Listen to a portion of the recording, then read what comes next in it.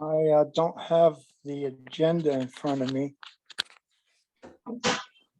I got it. I'd like to call to order the Willington Inland Wetland and Water Course Commission, September 26, 2022. The time is now 7:30. Call to order. All those members are present. No alternates to seat or call upon.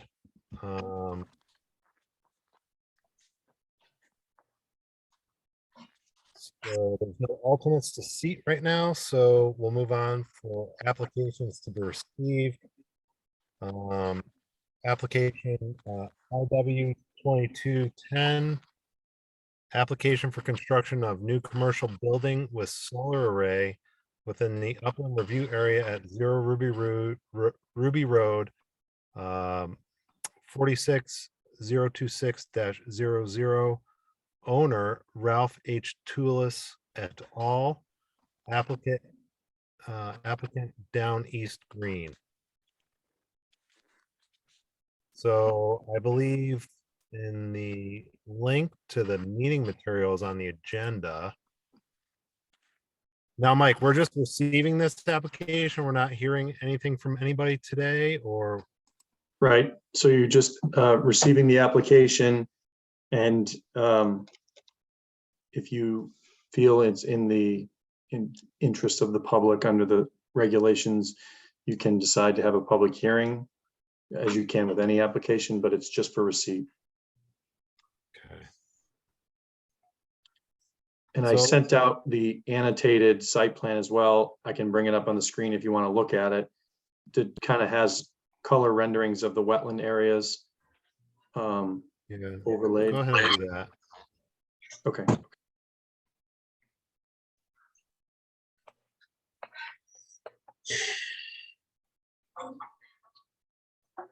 So this is the property next to the TA, correct? A little triangle there. Yeah. Little, right, Ralph?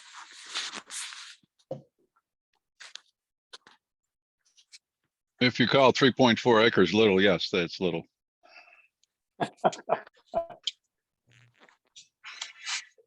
Okay. So hopefully you're seeing that. Bingo. Yes. So that gives you the dark blue, gives you the delineated wetlands on both sides of the road. And then the blue is the upland review area. So you'll see they've got largely, no real activity within the wetland or surrounding. There's those solar panels along the sort of surrounding the site, and then in the bottom right hand corner, southeastern corner, I think, is this the pad site for the actual structure, and then the associated parking. Okay. So right now we don't really, the applicant really doesn't present anything to us about this project. We just receive it and have time to review this information, and then they'll present further at the next meeting. Correct. Yep.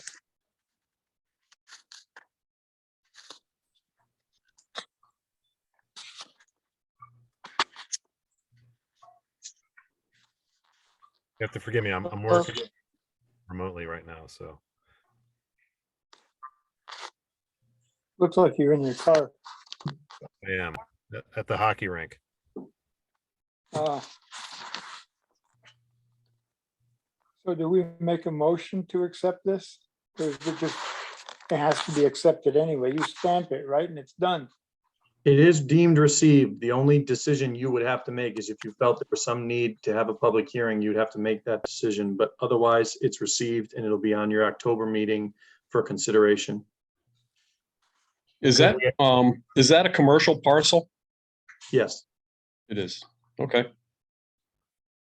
Could we at that time, at that meeting, based on what the applicant presents to us, could we open that to a public hearing then, or? No, you've got to make the decision before you start creating the record on the application. you know, the open sort of discussion and your considerations. There are criteria in the in the wetland regs as far as when you would make a decision as to, you know, in need of a public hearing. It's typically related to more significant types of activities. Right. I don't, as I recall, this place had been heavily disturbed. There was a gravel operation in there. And I don't think that there'd be anything in there that would warrant a hearing.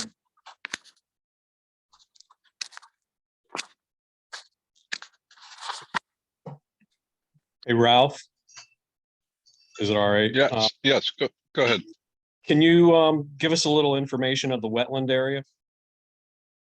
The highlighted wetland on their map is it's a low area.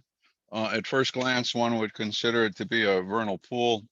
The reality is it's really more high groundwater than it is a vernal pool, because it dries up very, very quickly in the springtime as the groundwater level goes down. John Ianni didn't consider it significant when I was before you guys several years ago for the tree cutting. And the applicant does have John's letter as well. I don't know if he hasn't submitted it at this point. But I don't think John considered it to be anything of any significance.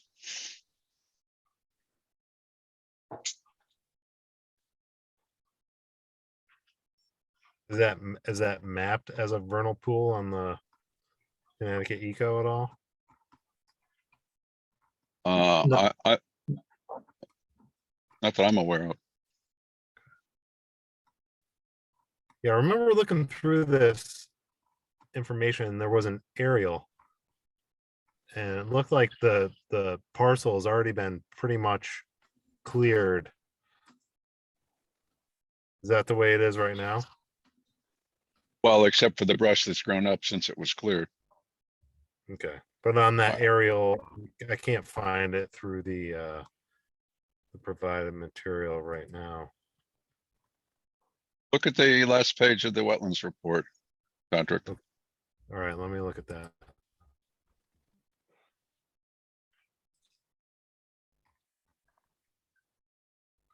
So I guess you would most likely consider that a isolated wetland rather Well, than a this- vernal pool, rather than a vernal pool. I think that's a fair statement. It certainly doesn't behave over the course of a year like a typical vernal pool would. It dries up too quick. It may have the soils associated with the wetland, but you could probably walk it. Well, today's probably not a good day because it just rained, but throughout the summer it's dry. Okay. The only reason it has wetland soils is because it is a depression that has periodically filled up with leaves and water, and you've got the decomposition that occurs over time, which is, judging from their wetland report, that's pretty much represents the kind of material that you would find in that depression.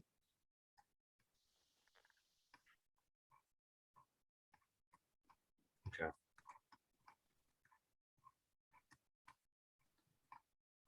Well, without getting too far into the application, we're just receiving it today. So is there any feel for there to be a public hearing on this? I know Dave I- stated he didn't think so. I don't think so. No, there's no zoning change. It's, you know, a pretty small parcel.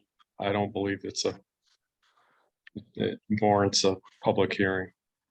And I'll just clarify, the application is going to go before planning and zoning for a special permit, which will require a public hearing on the planning and zoning side. Mhm. Would it then come back to us after that?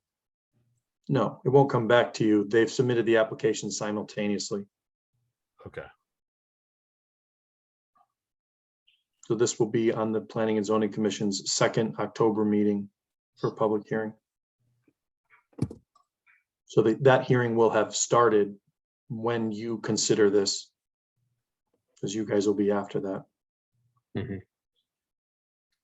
so we're within our regulations to move forward without having a public hearing. Correct. Yes,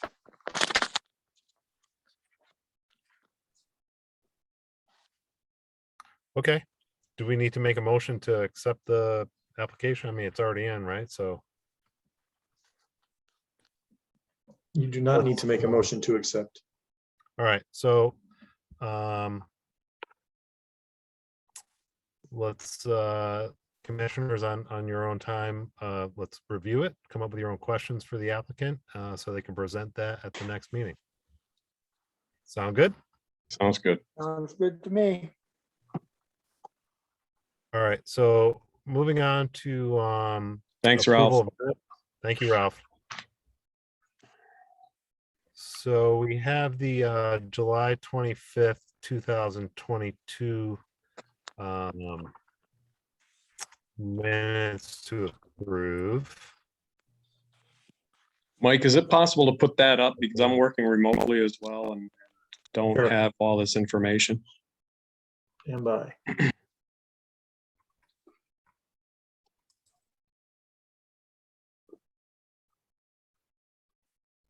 Are you guys getting that nasty thunderstorm coming through right now? I just had some thunder I just Yeah, we drove came through it. through some- and it's been raining hard. Yeah, we came through some torrential rain on 84. All right, I was looking at these briefly. I saw a typo.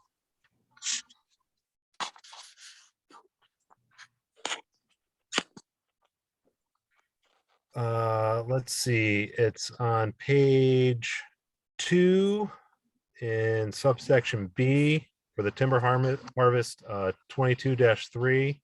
It's 1, 2, 3, 4, 5, 6.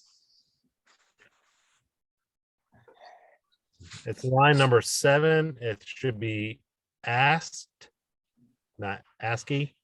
P Lord asked if this was a targeted operation. You see that, Chris? Got it.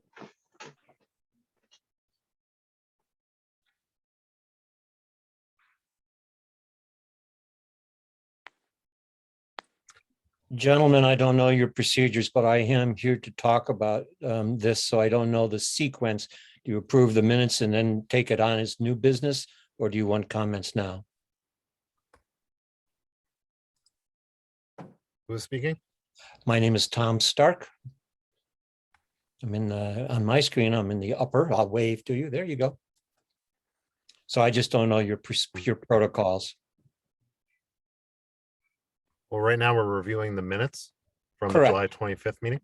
Which You which- want to speak? You want to speak on the minutes? Well, it's again, I'm not sure what your procedures are. I know that I have not had a chance to provide any comments until tonight, yet those minutes end with an approval, which clearly reflects what you did that meeting. But again, I'm just very confused in your process here. So I don't want to miss the opportunity if you approve these and you say, no, we can't take comments on that because it's done now. I just don't want that to happen.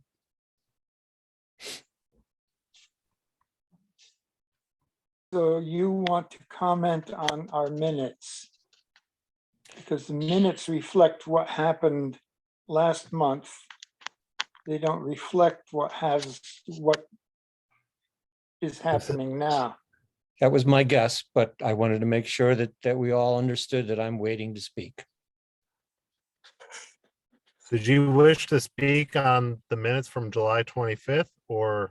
I wasn't there. I can't really comment on the minutes. I was unable to attend. So what do you want to speak about? Well, again, Do you want me to get into it now? I will, if you want to procedurally do your minutes and then get to a new business, that's fine with me too. I'll Well, be no, happy to tell you what I'm here for. Well, we have an opportunity for the public to speak.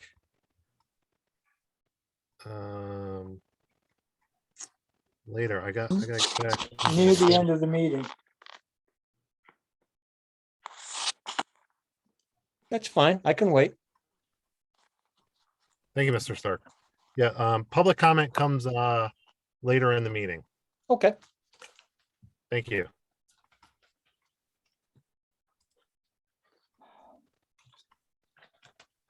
Was that the only correction that you needed, Patrick? Yeah, that's the only thing It's I the saw spelling. going through it briefly, yes. I went through it. I didn't see any major changes that need to be made. In fact, I didn't see any changes. That's the only thing that caught my eye. Would anyone like to make a motion to approve the minutes from the July 25th meeting? If there's no I other, move that we approve the minutes from the July 25th meeting with Patrick's spelling error corrected. I'll second it.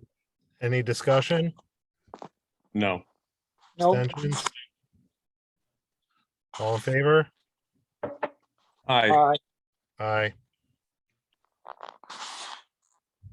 Moving on to a public hearing. There is currently no public hearing to be had.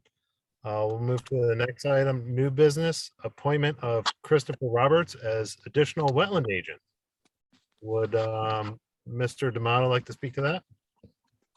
Yeah, so Chris went through the wetland commissioner training not too long ago, and which is what's required to be an agent of a wetland commission in Connecticut.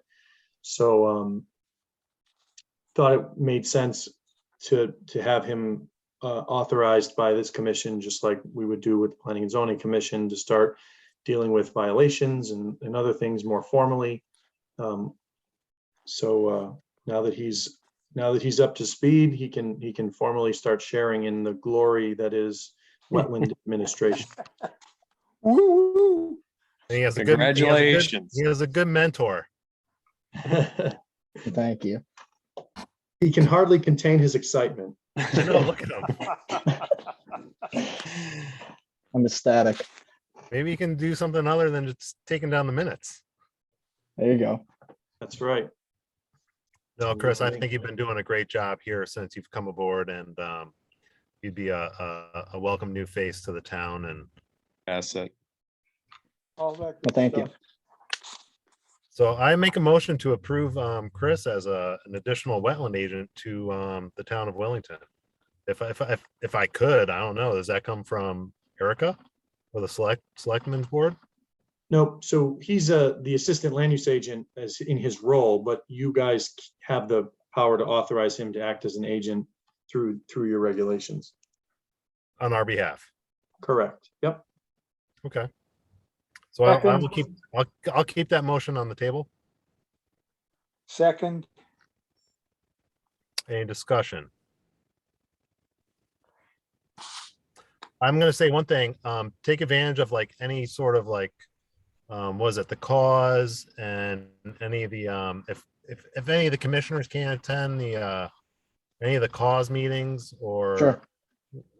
what's the other ones, just to keep up to date with the happenings and new science and stuff with Sure. the wetlands. So I think that'd be a good thing for you to do, because a lot of Cool. us are very busy. So, Yeah.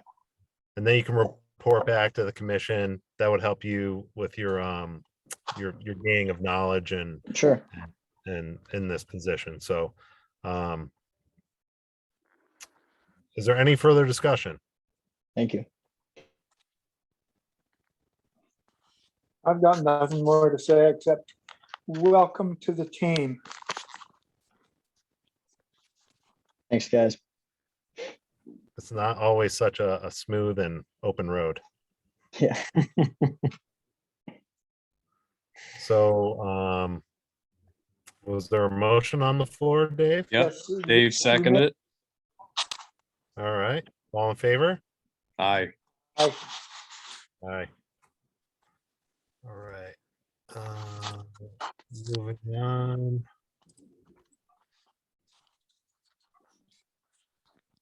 Say on the agenda is old business. There's no old business at the moment. Next item is correspondence.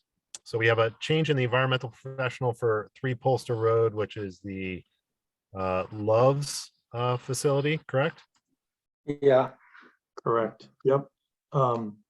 So the way that the permits have been issued on the property requires this commission, if the applicant is to change the environmental professional to be involved in the process, normally they would say, you know, we're planning on switching up who this person is. In this case, Josh Wilson, who was involved in much of the application, is no longer with us. Oh, So he can't remain one way or another. And so there's a switch that's going to be occurring. We got the letter, late August. I gave you a copy of it. So Kristen Connell, who's a project manager there, is going to be taking over as the new environmental professional of record for the project. So I just wanted to provide that document to you because it is part of the way that approval was written. Yeah. did that letter you got, did that give his bona fides? I'm sorry? Did that letter you got include his resume? Oh, sorry. I don't know if the hard copy included a resume. The digital that I have doesn't, but I can certainly ask for a copy of that and send it around if you'd like. I think so, because I didn't see it in the hard copy that you sent me, which may have been a printout of your email, I don't know. Okay. That's for Kristen, correct? Yeah. So that, we kind of, Josh stood up there and told us all about himself. And I think that we need to know that Sure. about his successor. Yeah, we can absolutely do that. So we'll just leave it. We can leave it on the agenda if you want, or we can just let it sit and I'll get a copy of that and get it over to you guys. I think that's fine. Okay, Yeah, we'll do that. thank you. So the next item on the agenda is staff report and discussion. So we have on here a timber harvest report. So have you guys gone out to the latest timber harvests in our? So this is actually, sorry. Yeah, go ahead. This is actually, I just wanted to sort of let you know, and I'm not sure if it's frankly a new process or not. We were contacted by the state and said, we now want you to be reporting sort of like we do for all land use applications, your timber harvest activities. So there's a separate form that I send over to Nick Zito at the state to just let them know how many timber harvest activities we are approving within the reporting period. So the first one we submitted at the end of July, which included 3 based upon the reporting that they're looking for. So moving forward, annually at the end of the summer, we're going to be submitting that report to the state. And it asks us obviously the location and the I think it's also the type of harvest. I'm trying to pull it up. Hold on one second. It's a handwritten form. They don't have any of it digital, believe it or not. Oh, imagine that. It's got, here it is, annual forest practices reporting form. So we tell them the total number approved, the number denied, and the number of acres associated with each. So we provide them with the applicant address, the ownership of the property, the location, and the acreage. And it goes to their forestry division So we submit that form in August, which will then cover the previous year. So we'll be doing Okay. that moving forward. That's good. It gives you something to do. That's right. I mean, it's interesting because timber harvests are considered land use applications. We are required to report every land use application we receive to the state. $60 of each application fee we transmit to the state as part of that. For planning, zoning, ZBA, inland wetlands, whatever. So they're already getting the information. We're just not specifically calling it timber harvest. But anyways, we'll give them this form as well. No worries. It'll give Chris something to do now. Yes. The only other thing that I wanted to mention, two things. One, we did receive a timber harvest application that just came in today. And Chris can. I have it remind me. up. What's the address? It's TH 22-4 is the application number. The address is 0 Potter School Road. The map block and lot is 49/002-00. Okay.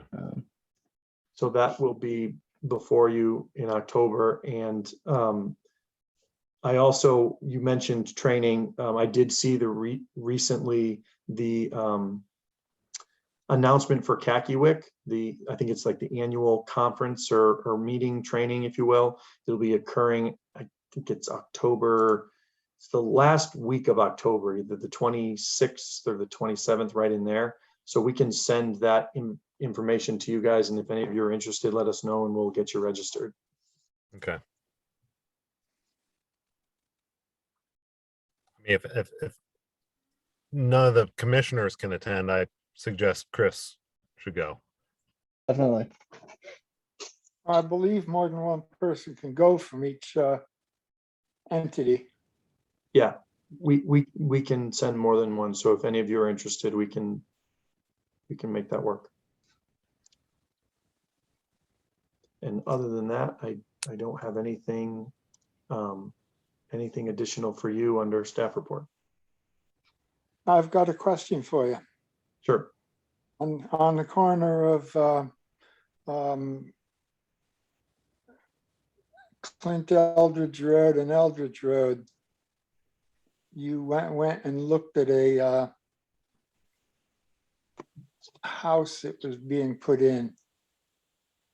And when I had driven by it, there was no S&E or anything like that there.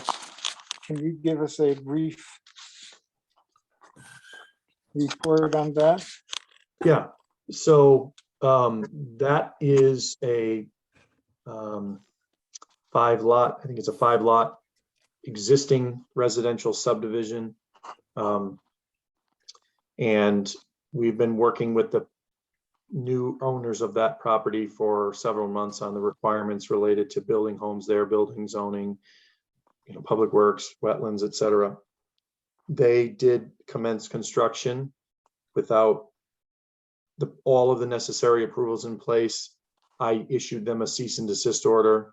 And over the last week or so, we've been working with them. Chris and I inspected the property today to make sure that the ENS on the backside in the areas between the site activity and the upland review area was installed, which we confirmed that it was. We met with them last week and we went through everything. So a bit of a, no pun intended because of where they're trying to build homes, but it was a rocky start. But they're working towards compliance. They've been very responsive since receiving the cease and desist. So I think moving forward, we'll be in good shape. Okay, thank you.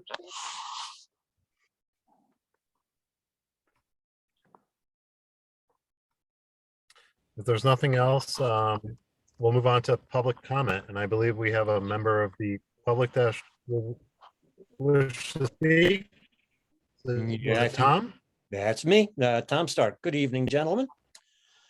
I have a very brief chronology and then I have a question for you. I live at 160 Daleville Road. Early in July, I received a notice in the mail of the intention to do logging on the 142 Daleville property owned by the Gankowskis. I called the town hall because I knew I had a conflict with the night of the meeting, spoke with Mr. Roberts. Congratulations, Mr. Roberts, on your new lofty admission to the group here tonight. And I asked Chris if it was possible for me to submit written comments, which I did. I submitted a letter, hand delivered it on the 13th of July, and another one, I couldn't find the date of the next one, a few days later. And then when I reviewed you had your meeting on the 25th of July. I reviewed the minutes that we just approved tonight, and I saw no mention of my letters. Interestingly, tonight when you reviewed correspondence, there was no discussion of my letters. I thought they might come up tonight. You didn't hold that night. You approved the application. Tonight you verified that when you approved the minutes that said that application was approved. You didn't hold a meeting again until tonight. So this is my first opportunity to speak with you folks about the concerns that I expressed, I thought in adequate detail in my letters about wetlands that exist immediately behind my property on the area to be logged, where they show a skid road going through it, which is directly upgradient of my well and my neighbor's wells. And I don't understand the process. My question is, if you didn't want any comments from the public or from me before you issued the approval, which by the way, the applicant said he was going to start the end of August. I don't think he has, but I wouldn't have even had the opportunity to speak to you before the work began until tonight. So if you didn't want any comments from me, what was the purpose of sending me a notice?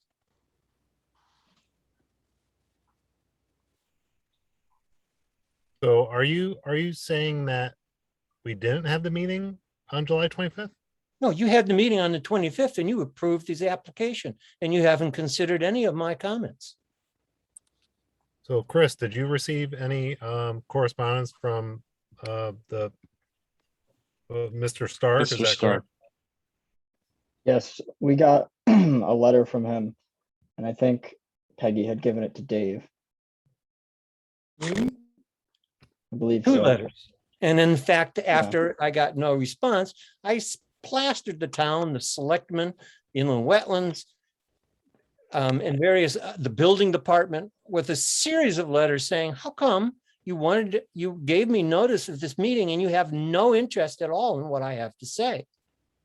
So if I could just jump in, a couple of things. One, the applicant is required through the regulations and following the best management or best practices through DEEP to notify abutting property owners of the activity. So they provide that notice prior to the application going before the commission of the activity occurring. The commission doesn't provide that notification.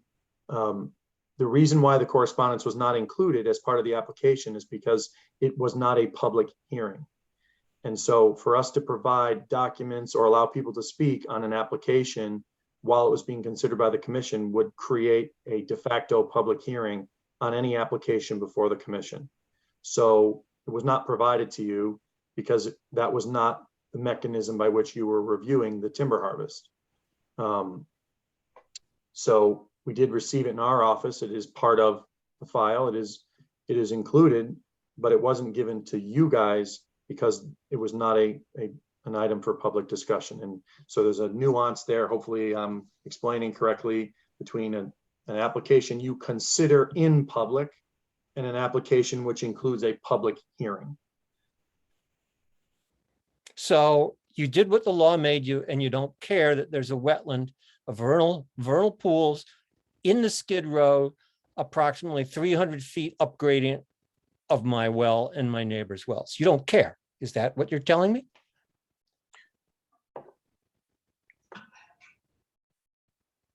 Let me give you a little bit about my background since we talked about bona fides before. I got a bachelor's and a master's of Science degrees from the University of Connecticut Natural Resource Conservation Department. I worked for 9 years for the Department of Environmental Protection. I worked for 30 years in a private consulting firm, very much like Fuss, a little bit bigger, but very much like Fuss. And for 20 years, I was a licensed environmental professional. I have a very real concern about accidents occurring in an area that clearly recharges the bedrock, immediately upgrading of my well and my neighbor's wells, and even the Gankowski's wells, depending upon how the fractures run. And you people don't care? Is that what you're telling me? Well, I believe, You've already approved the application. Mr. and you've Stark, approved the minutes. Mr. Stark, if you could. Yes. So Yes. we had an application before us for a timber harvest on a property. And the information provided to us by the applicant was within the regulations. So we take that, as face value. That's what the applicant provided to us. And that's really So- interesting, because it even says in your minutes that you asked him the questions. The committee asked him, are there any wetlands on the property? And on the abutting property, he said, I've never seen it wet. And in the other one, he said, on the property I'm concerned with, he said no. So he was either lying or he doesn't know what he's doing. And you don't care. Well, that's the information that we were given. Well, except know, you did have my letters that you apparently. We did didn't not want- have your letters. Yeah, well, the commission chair did, because I hand delivered them to the town clerk both times. Well, as Mr. D'Amato stated, it wasn't a public hearing. Yeah, and so what you're telling me is that's what you're going to use. That's why you don't care. And if my well does show up with petroleum hydrocarbonation in 5 or 10 years, that's when we'll talk about it in a lawsuit. All I'm asking is to keep the goddamn Skid Row out of the wetlands. Of course, they'll have to identify them. But I can show you where they are. It's real easy to see where they are. They flood every year and they stay wet right up through the summertime. It's real easy. So are to you see saying them this is if on, somebody had looked? are you saying this is on your property or on the This is property that they're just- logging? This is on the property they are logging, about 150 feet from my property line. Okay, so that's someone else's property? It's the property being logged. They've got the skid road through the middle of the wetland. Is that the one where they had the matted crossing, Mike? No, I believe that's the other property, what they call zero. I didn't get a notice on that because I don't abut it, so I'm not entirely sure what that property is. I assume that's the property that abuts the little pond that the Gankowskis call Winter Pond, but I'm just guessing there. So in the Connecticut DEP forest regulations and their best management practices, they are allowed to go through wetlands, correct, Mike? If they're using the best management practices with corduroy and other. But the So- applicant says there aren't any. mechanisms. The So- applicant says there are no wetlands on this property. Not that I think he ever looked, but his statement that in the minutes that you just approved, he says there are no wetlands there. So I would point out two things. One, yes, this is a permitted as of right activity in the state of Connecticut. So they are allowed to have activity in and within and around wetlands. Number two, the town's official wetland map does not show any wetlands in the area that we're currently discussing. There's a small pocket which is shown right up by Daleville Road, which the applicant didn't mention during his application. But the 40 and change acre property, if you look at the town's official wetlands map, does not indicate any wetlands present, which is why the conversation occurred in the manner that it did when he was before you. Which is All why outside- Mr. Roberts said I could submit my comments to you in writing, and I did in time for the hearing. But you didn't read them So because the you only, weren't required to read them. So you really don't care. well, I think the important thing to point out from any board or commission standpoint is that it's really important that we follow the statutory procedures as outlined by the Connecticut General Statutes. If we essentially do whatever we want and make certain things public hearings or decide not to take public hearings when is required, then we're not creating consistency in the way the commission reviews the regs. And that is not something that is an advisable practice. Aside from all of this, aside from any activity conducted under wetlands, timber harvest, planning, zoning, whatever it is, if there are concerns about the operation, right? Nobody here is a wetland scientist. So if somebody says it's a wetland, it isn't a wetland. Those are things that nobody here can really deal with. But if there are concerns that the operation on the property is not being conducted in accordance with the best management practices as outlined by DEEP, then it's a very, very simple phone call from my office to the forestry division, have them help us out with an inspection to verify if that's the case. So if there are concerns, there's a very simple way for us to determine if there are issues or not, regardless of whether we have a wetland or an upland or nothing at all. So if you do have those concerns about whether or not they are operating in accordance with DEEP's best management practices, we can absolutely address if that's the case. Well, I would assume that DEEP's best, I haven't read them in a while at least, but the best management practices, I would assume, would reference specifically if they were going to be involved in a wetland. And the applicant says there aren't any wetlands. So where does that leave me?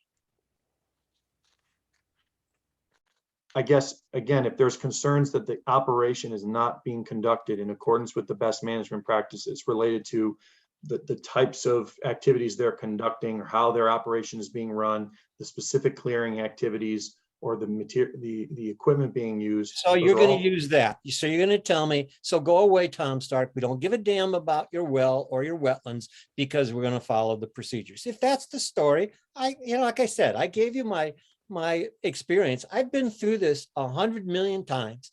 If that's the story that I'm getting tonight, that's fine. And I'll wait for a lawsuit. I think that Mike, what I'm, does the DEP allow harvesting in wetlands, correct? yeah, we've had a dozen timber harvest applications in the last 4 years that involve activities directly within wetlands and water courses. It is not any, there's not even additional criteria beyond. I bet you they don't allow refueling of the skids in while they're sitting in the middle of the wetland. I'll bet you that. I'll bet you they know when they're in the wetland and when they're not. I'll bet you they pay attention to what the best management practices are when they're doing that in a wetland. But when the applicant tells you there aren't any, and you don't take the information from somebody who's lived here for 40 years that knows there is, I don't get much comfort from that, gentleman.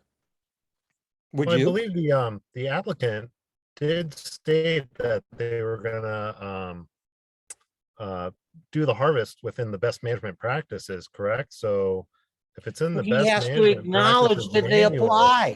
Excuse me, sir, I'm speaking. You're right. I apologize. If the applicant states that they're gonna conduct the harvest to the best management practices policy manual, then I'm sure in that manual, it states that there's no refueling within a wetland area. So we trust the applicant to conduct their operation as they state to the best management practice manual. So that's on them. If they violate that, then as Mr. D'Amato stated, we will make a call to the DEP forestry unit and they'll come out and do an inspection. Okay. The applicant does not acknowledge there's any wetlands.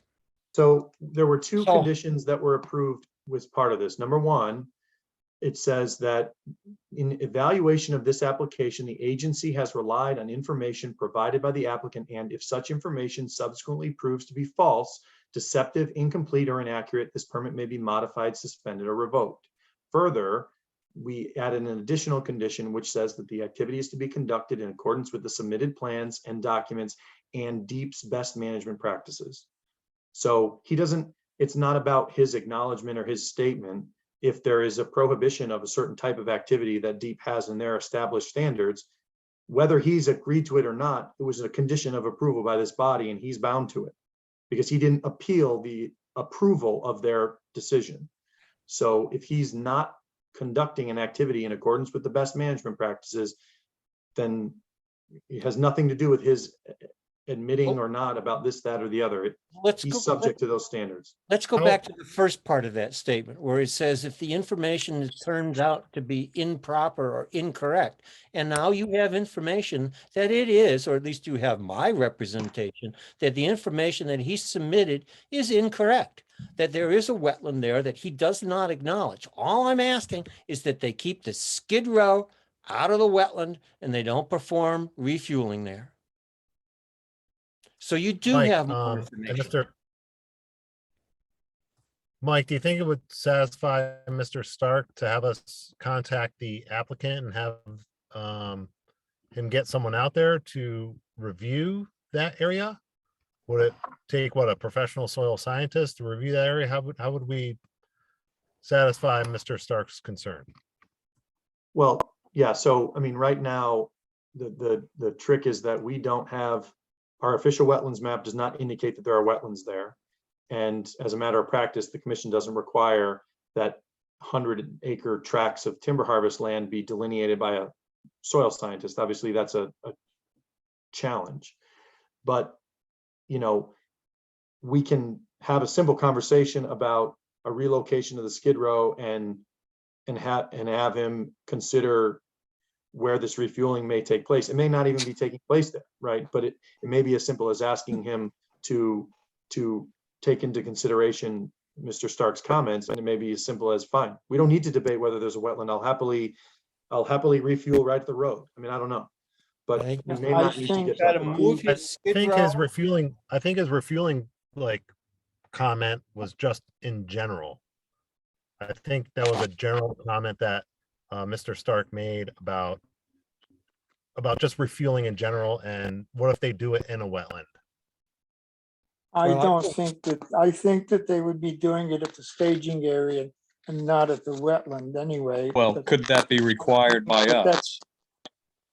I think that's a BMP. You don't want to go hauling hundreds of gallons of fuel all over the forest to do your refueling. You have to bring the logs back to the staging area anyway. So that's where you would do your refueling, because that's where the fuel truck can easily access the forwarders and skidders and what have you.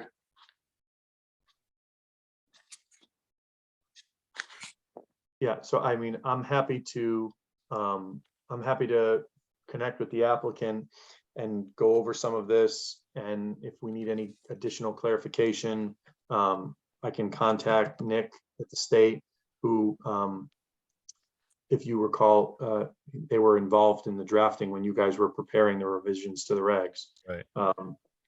So Can we just confirm the parcel and is it one specific skid road, or is it all the skid roads, or is it just one crossing? Or let's nail that down so we have the correct information to satisfy Mr. Stark's. What I'm operating from, so you know, is the notice that I received in the mail. This is concerning the 142 property, not I think what's referred to as the 0 property. That shows in green lines a skid row that runs down what I referred to as this T property from north to south, or one's in a north-south direction. That's the one that's immediately behind my land, and that it goes through this wetland area. So that's what I'm talking about. And yes, to have a discussion, to have this gentleman recognize that this feature exists, because he never looked at 0. I don't think he ever looked at this property. Although he was aware that this had been logged just before I bought my property in 1978, and he refers to those skid roads. Obviously, I didn't make a fuss about that logging because I didn't own this property yet and didn't have any knowledge of what the lay of the land was. But that road is not appropriate when there's an alternative that is more protective of my well and my neighbor's wells, and the wetland. I mean, I asked in my second letter about the diversity database. I see that it is mapped all up and down the Fenton River and across Daleville Road and onto my property. I suspect that that there could be an interesting diversity database survey done. But right now, if this man will talk to me, I'm happy with that. Mike, can you pull up that map, or Chris, pull up that map real quick? Which map? The parcel that 41. he's speaking about, 41, Just 42. the GIS? So yeah, for the NDDB, if it's not mapped NDDB, then it's not mapped NDDB. So It's very close. I mean, when you're looking at a 1 to not 24,000 mapped, scale. it's not mapped as NDDB area, so they're not required to submit an NDDB application.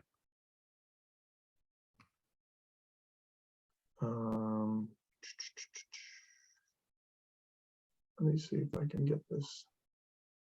I don't disagree with that. If that's what you're struggling to bring that up, I brought it up in my second letter.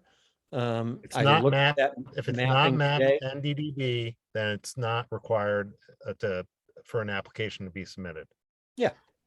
So there's a portion of the NDDB plume which hits the piece of the property where the house is, but it doesn't cover the activity No. area. I'm trying to load it, but it's trying to figure out how to do this.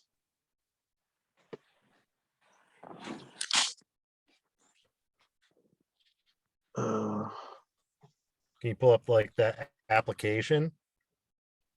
I The can map is in the application. maps. Where we see the skid row and what the applicant provided. Yeah, here we go. I can do that.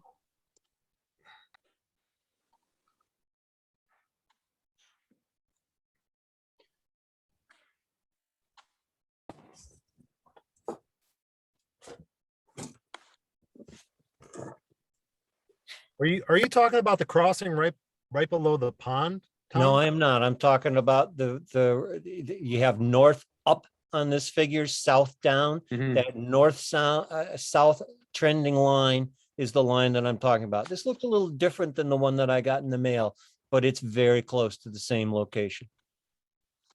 If we could, if this applicant wants to come out and take a walk with me and show me where he thinks this road is, then maybe that'll make me comfortable.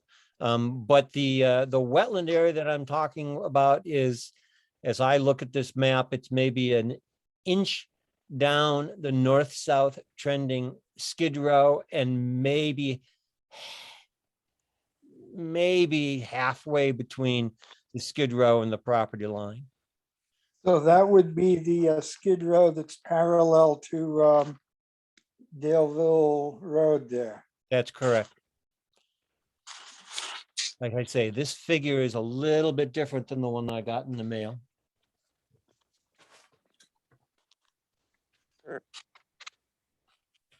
Well, you might have gotten two. One for the other parcel and one for that parcel. I did not get one for 0. I do not abut 0. Okay.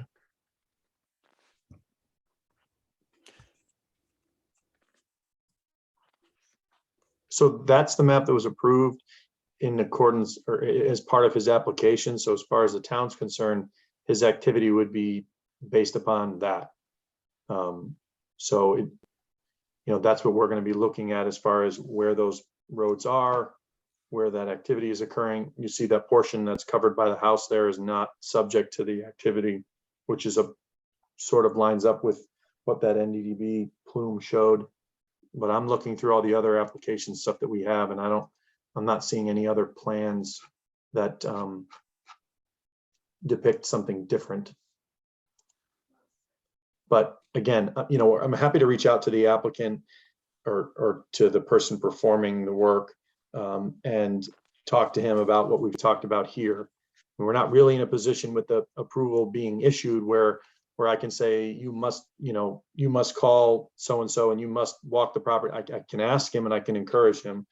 But if there are concerns again, we Well, can, earlier, you'd come up with two phrases, that if you subsequently find in his approval, if you subsequently find information was, I'll say inadequate, that you have a reason to reach out to him. That's all I'm asking to do. Let me reach out to this man. If he's willing to take a walk on the property with me and we can agree on some of this, I don't think it really hinders his harvesting operation much. He may have to go a little bit out of his way compared to where the old skid roads are, but it seems to me for the protection of the wetland as well as my well and my neighbor's wells, that does not seem like an awful lot to ask. so, yeah, I mean, you can have whatever conversations you want with him. You're not bound by any of the approvals. You can call him, you can meet him out there, you can do whatever. I mean, his information is part of the application, so you're free to do all of those things. And As he's far as free the to tell town, me to go take a flying leap too. That message coming from you is much more effective than coming from me. and like I said, we're happy to do whatever we can to encourage that conversation. Great. That's what I wanted to get tonight. Would this gentleman have to also speak with the property owner, not just the applicant? I I think would that, think so. I mean, if they needed to do a walk on the other person's property, then they could deal with that. But if he was going to view it from Mr. Stark's property, or they were going to have a conversation about the activity, all that stuff obviously could occur without. I don't care if the Gankowskis are involved. I mean, I believe it or not, you guys may or may not be aware about how convoluted bedrock flow is, but there is some evidence that there is a tangent of flow. Certainly the skid road is wet and muddy even now down as it approaches the Gankowski property. If the fracture systems follow that same, he could be contaminating his own well. I'm happy to have them involved. I've dropped off copies of my letters to them and every other member, every other house that I thought was within the zone of potential influence of this on the 13th of July. I'm not trying to hide from anybody, but if anybody's going to make this man come out here and talk to me and maybe go out of his way to move a road, it's going to be you guys, not me.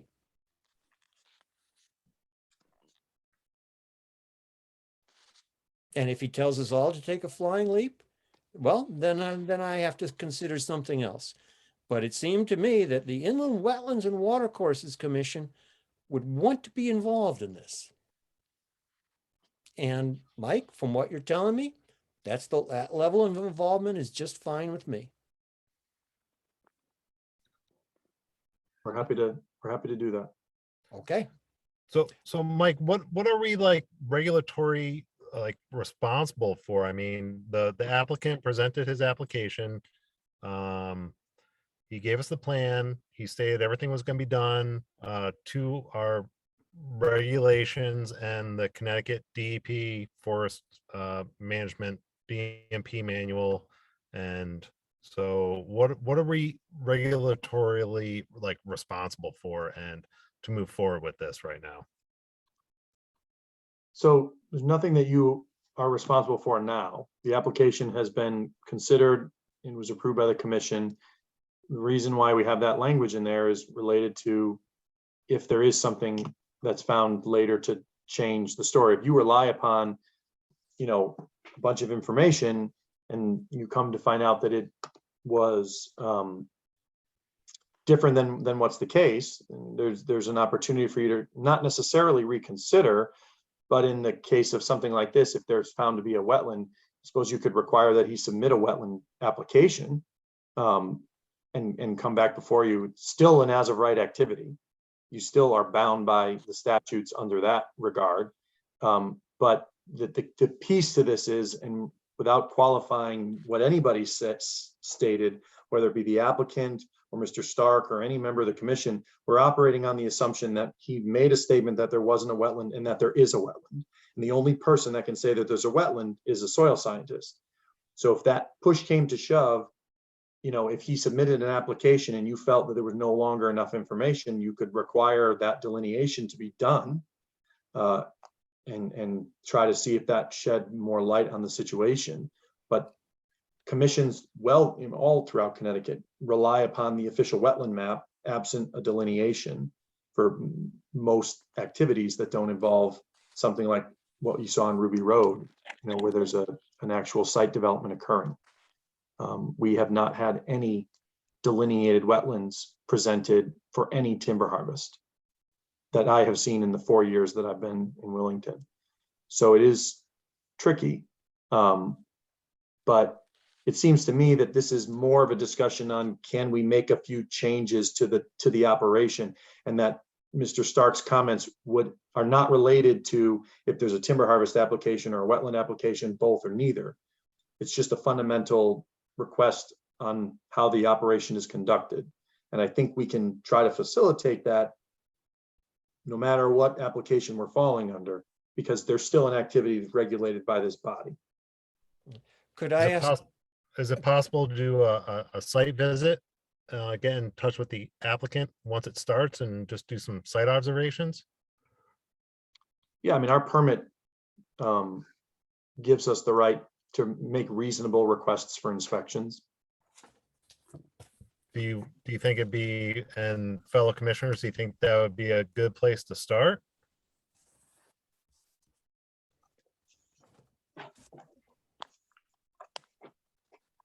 I think that the first place to start would be to talk to the applicant and see if those concerns we have about where he refuels, et cetera, is at the staging area rather than out in the middle of the woods. And I think that one could ask him to be aware of the possibility of vernal pools there. And see, get the response from that and then move on from there. I think that's a good recommendation.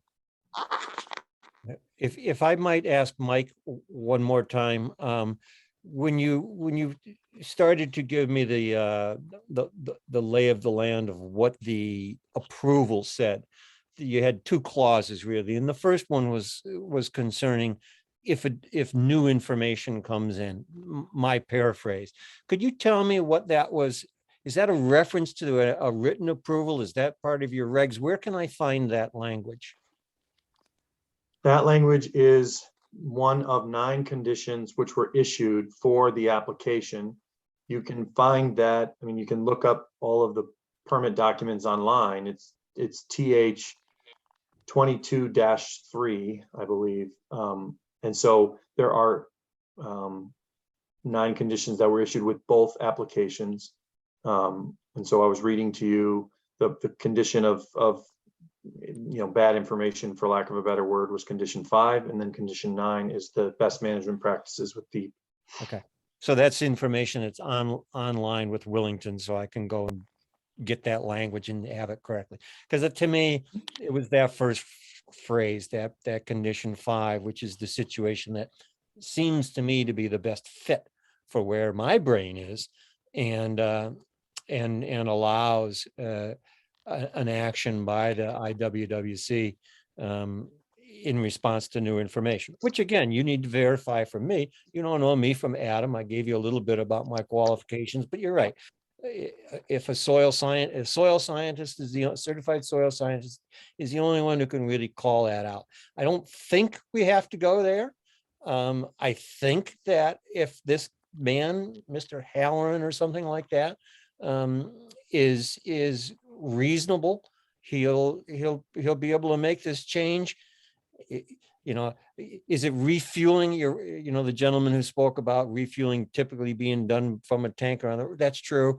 I don't doubt that. I doubt that they would carry, but they can have spills. They can be using chainsaws. It only takes a tiny bit of gasoline, especially in a bedrock well, to screw it up for the next 30 years. That's what I'm trying to avoid. And if this man has got it half a brain and doesn't want to fight with me, he'll do that because it doesn't affect him that badly that I can see. I don't know how far he has to move that because there's a small wetland area right at my property line, and then there's a hill that goes up. So he can't go Daleville Road side of that. He's got to go the other way. And then there's a much bigger area out behind that that floods and is a pond. I mean, you can clearly see the outline of it all year long. He'll have to make some decisions, but I don't think this is going to significantly affect his harvest.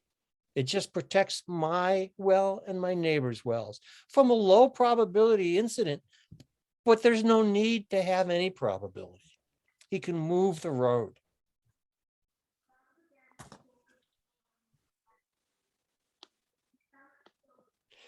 So Mike, when do you think you might reach out to this gentleman? I can give you my contact information again. It's on the letters that I've submitted, but I'll happy to give it to you again. And hopefully you won't have to be listening to me yak and extend your meeting for an extra hour come October. We'll just cancel the October meeting. There you go. That's the solution. I think that we've got your information in the office, so I'll try to get in touch with Jim. I know Chris has it because he and I spoke a couple of times. Yeah, so we'll try to get in touch with the applicant this week. Thank you very much. Okay, moving on. Anyone else in the public to speak? I see Mr. Tella has his hand up. Would you like to speak? Mr. Well, Stark, you if you could mute your computer, please. I'll let Ralph go first. Go ahead, Ralph. Okay. I just from an observer's perspective, I did follow this application for the timber harvest when it came before you. And I see a bit of a catch-22 here in that the applicant can tell you that there are no wetlands, but he's not necessarily a soil scientist.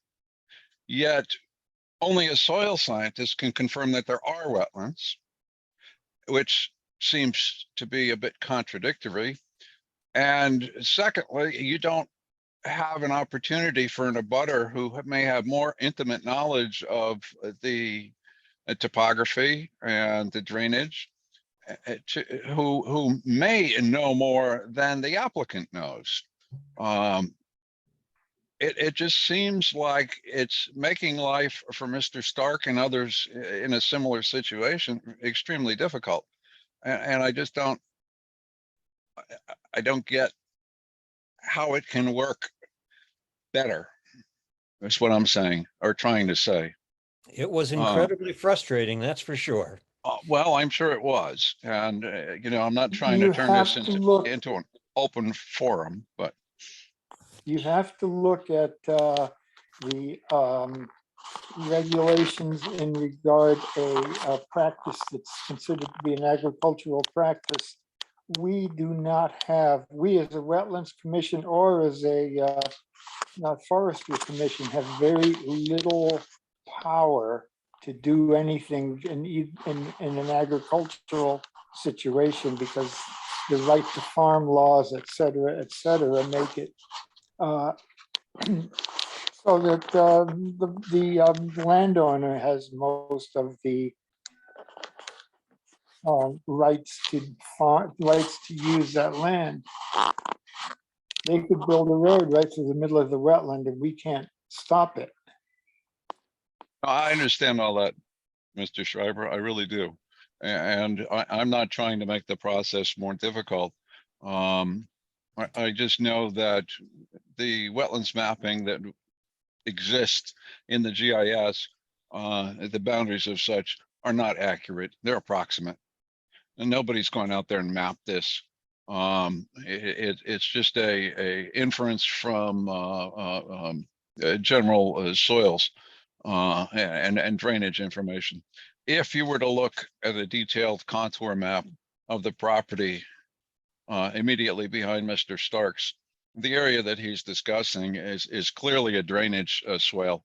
And just from the contour lines, So I think he's got a legitimate concern, but it's the process that I think just, I don't have the answer for you. I understand the agricultural nature of this.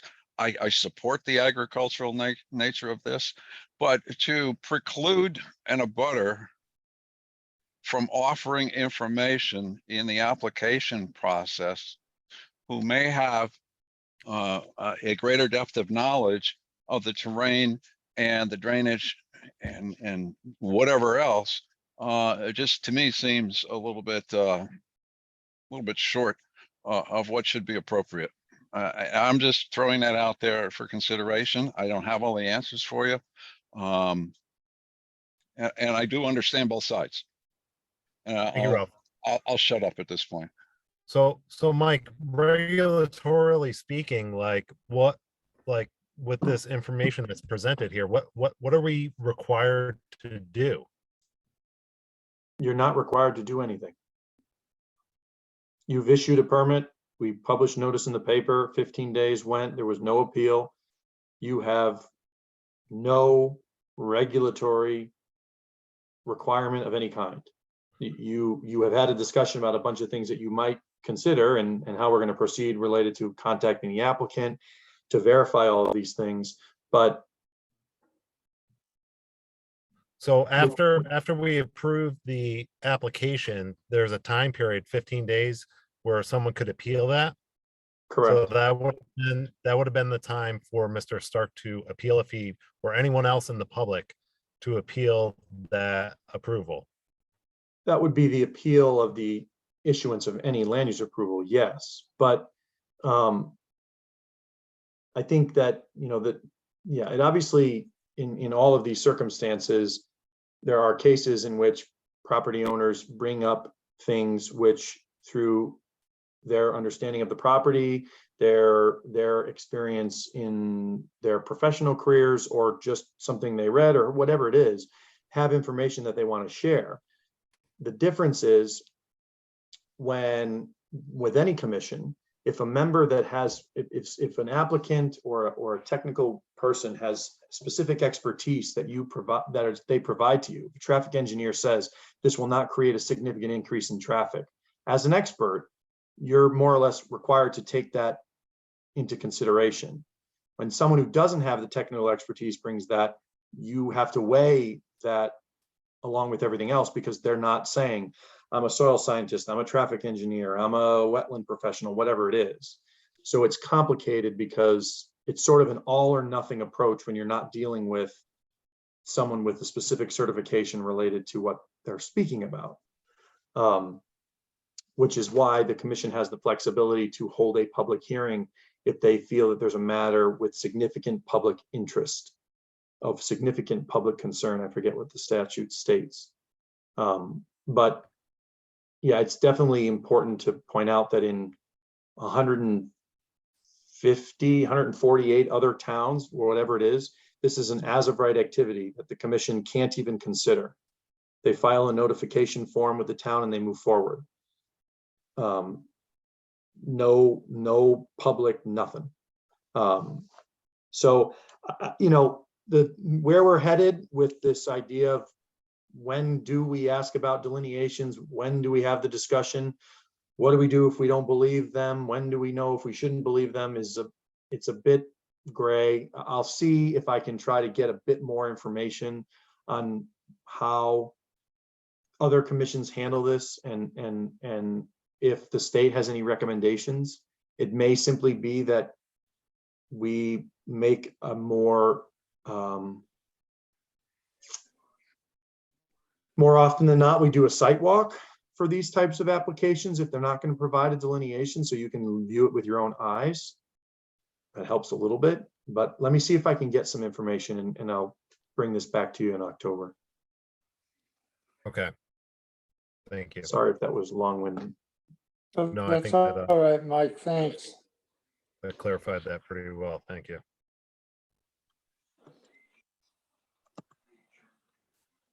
Who else we have? Mr. Tella. Hey, it's Nick Tell, 49 Myrtle. Just some comments here. So happy to see you seem to have some genuine concern to the situation and seem to really want to help Mr. Starks out there. So good to see that tone and attitude towards that. Wetlands, I've been on properties where all year round, when I step in the backyard on some properties, the water is almost up to my knees. And I've taken a look at GIS on those properties, and there's no markings, whatever, on any GIS map or flood maps that I've looked at, from Willington to you name it. So those maps are at times not accurate, as I'm sure you guys know, but just looking at an applicant and seeing, hey, there's no wetlands on this map or whatever it may be, just doesn't suffice in all situations, I feel. Definitely concerned on the procedures and how this applicant went about it and such. It definitely seems to be stuff that fell through the cracks, and I personally don't know what policies can be implemented, but I hope the commission, along with Mike and such, revisit that and such. Let's see. I know, locally hands are tied. There's mention of that. If locally we can't do stuff because of our town policies and it's the state tying our hands, we need to be proactive in contacting whoever it may be, Tammy or Dan, or whoever it is, and getting regulations changed so power can come back to the towns and such. So let's see. I'm sorry to interrupt. I'm a little confused about where you're going with that. So you're saying there's something wrong with our regulations that were. Oh, I don't know. Yeah. So listening to some of the comments, I believe it was Dave, said it made it indicate that there may be some state level policies that caused this, this hiccup or something. Maybe it was a misunderstanding of what he was saying. But neither, either way, if there is, we need to make sure that we're talking to Tammy or whoever represented our town. Because I know there's many times where I've gotten a response from the, local representative, and they say, well, we can't do it because the state's, statutes say this and that. So, and it may have just been a misunderstanding of what Dave was saying there. Again, happy to see that you guys, at least try to revisit this applicant, and congrats to Chris. I can be annoying probably to many, and I do have great things to say about Chris. He's been awesome in any time I've dealt with him. So congrats to Chris. So.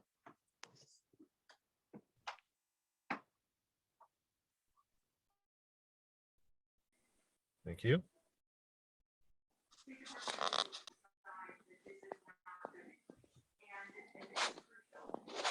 Is there anyone else from the public that would wish to speak at the moment?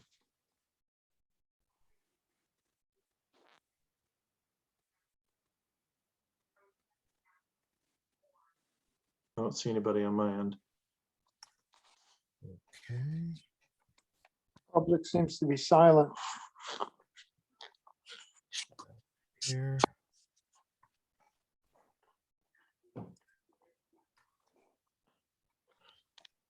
Okay, if there's no one else here to speak, the next item on the agenda is adjournment.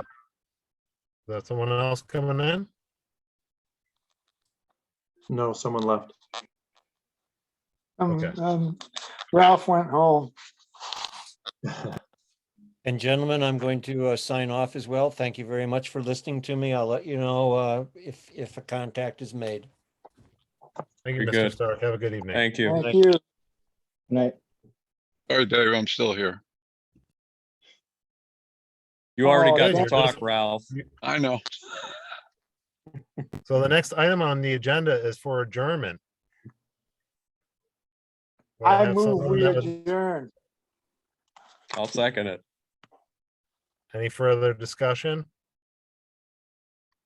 Objections? All in favor? Aye. Aye. Aye.